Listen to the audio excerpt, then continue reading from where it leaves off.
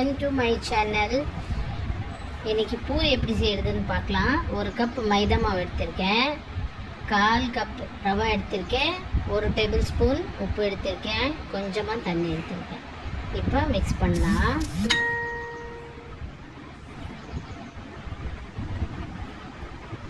ஒரு பவுலுக்கு மைதா மாவு போடுங்க.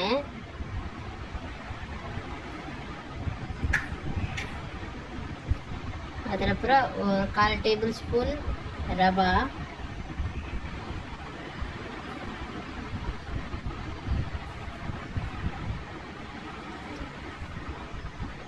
ரவை போட்டு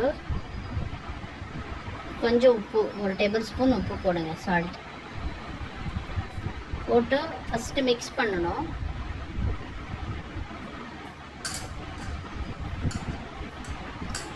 மிக்ஸ் பண்ணிவிட்டு அதுக்கப்புறம் தண்ணி ஆட் பண்ணிங்க.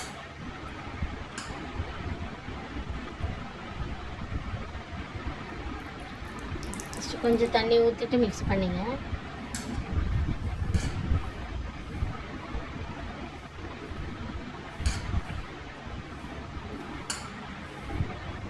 அந்த ரவை, மைதா, உப்பு எல்லாமே கரெக்டாக மிக்ஸ் ஆகும். மிக்ஸ் ஆகிட்ட உடனே திருப்பி தண்ணி ஊற்றிட்டு நல்லா மிக்ஸ் பண்ணிவிட்டு, இதை நான் எப்படி செய்கிறேன்னு காமிச்சிடறேன். ஏன்னா எல்லாருமே பூரி செய்கிறாரு, பட் என் ஸ்டைலில் காமிச்சிடறேன் தான். சரியா? இது பாருங்கள், இப்படி தான் மாவு பிசைஞ்சிட்டு கொஞ்சம் கொஞ்சம் தண்ணி ஊற்றணும். நிறைய ஊற்றக்கூடாது, ரொம்ப மாவு இதாகிட்டா நல்லா இருக்காது, பூரி பண்ண முடியாது. பாருங்கள், நல்லா மிக்ஸ் ஆகிட்டு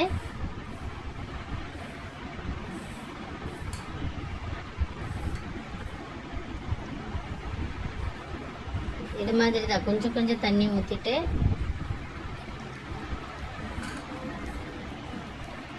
மிக்ஸ் பண்ணிகிட்டே இருக்கணும். மிக்ஸ் பண்ணிகிட்டே இருக்கணும். இந்த மாதிரி கரெக்டாக வரணும். இது கரெக்டான இது.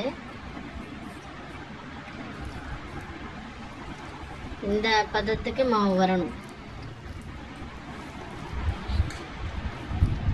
பாருங்க, இப்படி நல்லா மிக்ஸ் பண்ணிவிட்டு கையில் அழுத்தி அழுத்தி மிக்ஸ் பண்ணிங்க. ஏன்னா அப்போ தான் பூரி சாஃப்ட்னஸ் வரும். நிறைய பேர் என்ன பண்ணுவார், சூடு தண்ணியெல்லாம் போடுவார், பட் நான் பச்சை தண்ணி தான் யூஸ் பண்ணியிருக்கேன், நார்மல் வாட்டர் தான். பாருங்கள், இப்படி நல்லா மிக்ஸ் பண்ணிவிட்டு நல்லா அழுத்தி மிக்ஸ் பண்ணிட்டா பூரி நல்லா சாஃப்டாக வரும். இப்போ கொஞ்சம் மைதா மாவு போடலாம்.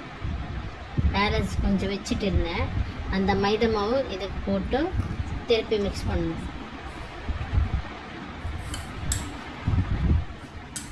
ஒரு கப்பு போட்டிருந்தேன், மிக்ஸ் பண்ணிட்ட மேலே ஒரு 2 டேபிள் ஸ்பூன் ஆட் பண்ணியிருக்கேன்.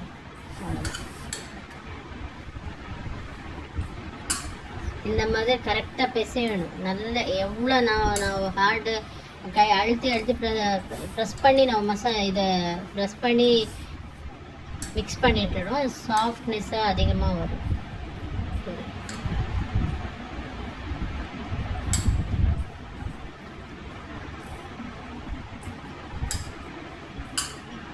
பாருங்க, மைதா மாவு நல்லா மிக்ஸ் ஆயிடுச்சு. இப்போ அதுக்கு ஒரு 1/4 டேபிள் ஸ்பூன் ஆயில் ஆட் பண்ணலாம். ஆட் பண்ணி திருப்பி பிசைஞ்சிட்டு அதை நான் எண்ணெய் எல்லாம் ஸ்பிட் பண்ணணும். ஸ்பிட் பண்ணிட்ட மேலே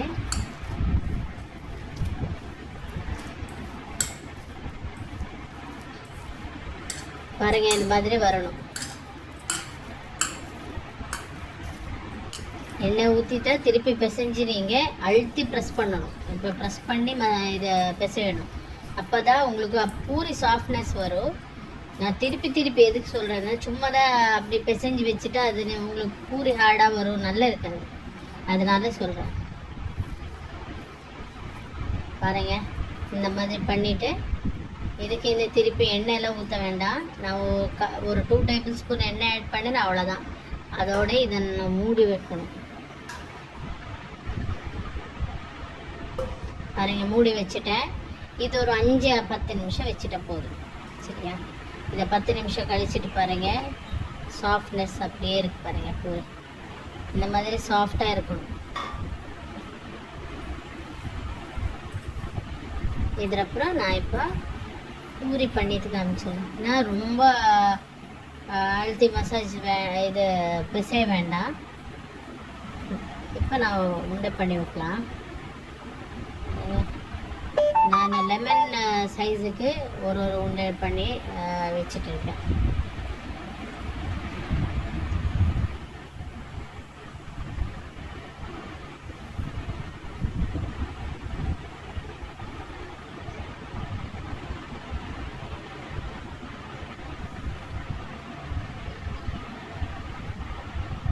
பாருங்க எல்லாம் உண்டை பண்ணி வச்சுட்டேன். இப்போ நான் அது உருட்டலாம். கொஞ்சம் நான் கோதுமை மாவு எடுத்துட்டேன். என்ன மைதா மாவு ஆட் பண்ணியிருக்கேன். இதுக்கு நான் கொஞ்சம் பவுட்ரு கோதுமை மாவு எடுத்திருக்கேன். ஏன்னா மைதா மாவு சேர்த்துட்டா அது ஒரு மாதிரி இருக்கும். எண்ணெயில் போட்டால் அது அப்படியே விட்டுடும் மைதா மாவு. அதனால கோதுமை மாவு சேர்த்துருக்கேன். இது ரொம்ப பெருசாக பண்ணக்கூடாது, சப்பாத்தி மாதிரி. இந்த அளவுக்கு பண்ணால் போதும். பாருங்க இந்த அளவுக்கு பண்ணால் போதும். இந்த திக்னஸ் வரணும் பாருங்க. இந்த அளவுக்கு பண்ணால் போதும். இது எல்லாமே இந்த மாதிரி பண்ணி வச்சுக்கோங்க. எல்லாமே உருட்டிட்டு இந்த மாதிரி பண்ணி வச்சுக்கலாம். சரியா?